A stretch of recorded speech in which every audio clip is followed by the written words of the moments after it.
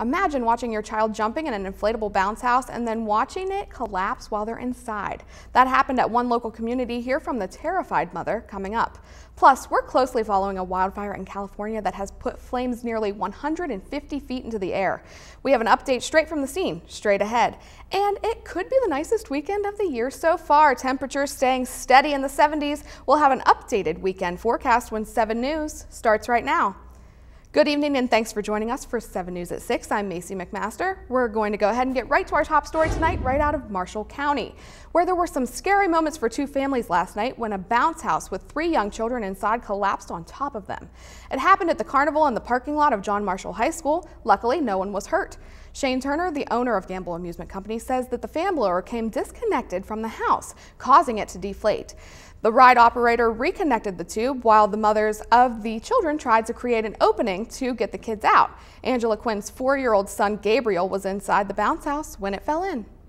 My little boy, he had nightmares all night last night. He kicked and screamed in his sleep, and he was pushing towards the sky like this, like he was trying to get loose, and he was screaming that it's on my head. That's what he screamed in his sleep. The gumbo house. You think you could try it with your finger? Supposed to jump in it, and would you like me to it come you down or email you a receipt on me, and my face was on the ground. No.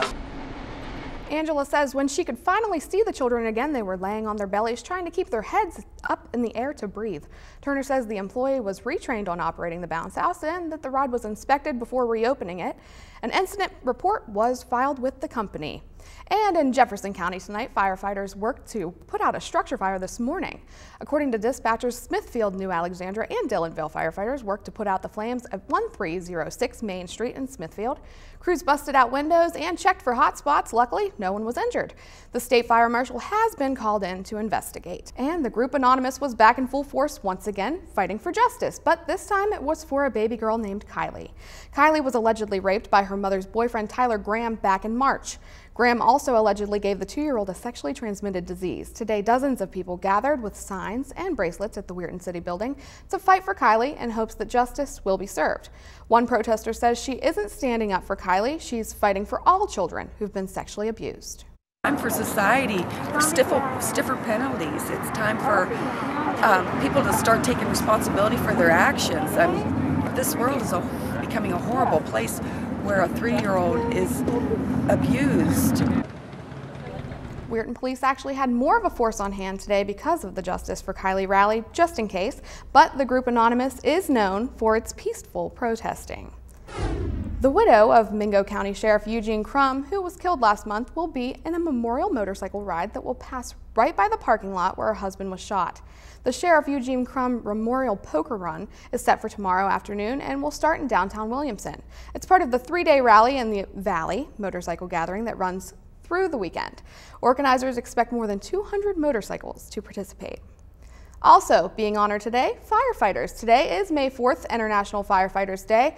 This day and time is where the world's community can recognize and honor the sacrifices that firefighters make to make sure that their communities' environments stay safe. Across the world, in honor of the firefighters, red and blue ribbons are being worn representing the colors symbolic of the main elements firefighters work with every day. Red for fire and blue for water. Let's go ahead and get a first look at your local weather conditions. A beautiful day across the valley. You're taking a look at Ogle Bay's tulips right now. You know what they say, April showers bring May flowers. So let's go ahead and check in with meteorologist Kristen Ketchall. Hi there, Rachel. Hi, everyone. We had a beautiful start to our weekend today. Lots of sunshine, really nice temperatures out there this afternoon. And our Storm Tracker 7 live Doppler radar is still dry, and that's how things will look through tomorrow as well. Temperatures currently sitting in the 70s. We're 76 in Moundsville, 72 in Steubenville, 71 in New Philadelphia and Cambridge, 73 in Sistersville.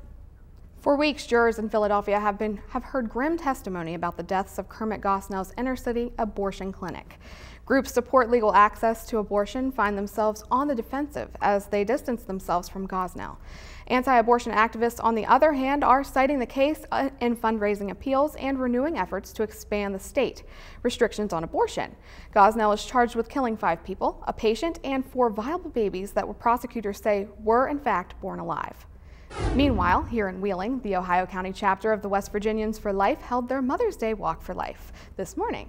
They walked from Ohio Valley Christian Center to National Road to the McDonough Center and Wheeling Jesuit University to voice their stance on the abortion debate. They carried signs that read, "We chose life," and "Blessed to be a mom." The president of the chapter then addressed the crowd, encouraging them to stand strong in their beliefs.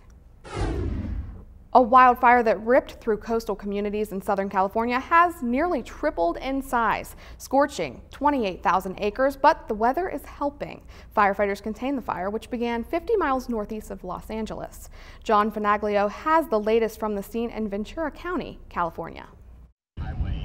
Nearly 1,900 firefighters are getting an upper hand on a wildfire that began in Camarillo. Crews are digging into rugged terrain to build fire breaks and setting controlled burns to clear dry brush, while helicopters fill up water tanks and air tankers douse hot spots with fire retardant. The initial strategy, essentially to flank the fire and then cut it off at the top. That was the initial strategy. So picture an ice cream cone. The bottom of that ice cream cone is where the fire started. The National Weather Service says there's a 20% chance of rain tomorrow. Meanwhile, fire crews are also battling a fire in Northern California that's charred more than 10 square miles of wilderness and threatens 10 unoccupied summer homes. Over the past week, some have called NBA player Jason Collins a role model for being the first man in the major U.S. professional sport to come out as gay. In some ways, young athletes and their supporters have helped pave the way for pros like Collins. Ohio State Athletic Director Gene Smith says that he and others began to notice momentum shift in college campuses by the mid-1990s. Several campuses, including Princeton, the University of Michigan, and the University of California, Berkeley, now have groups for gay and lesbian athletes. And about 3 dozen people running in this week's Pittsburgh Marathon will be runners who weren't able to finish last month's Boston Marathon due to the bombings. Marathon spokeswoman Kelsey Jackson said race sponsor Dick's Sporting Goods is paying transportation and lodging costs to help those 37 people run tomorrow.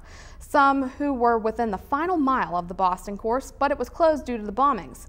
A moment of silence is planned for the start of the line before the race begins.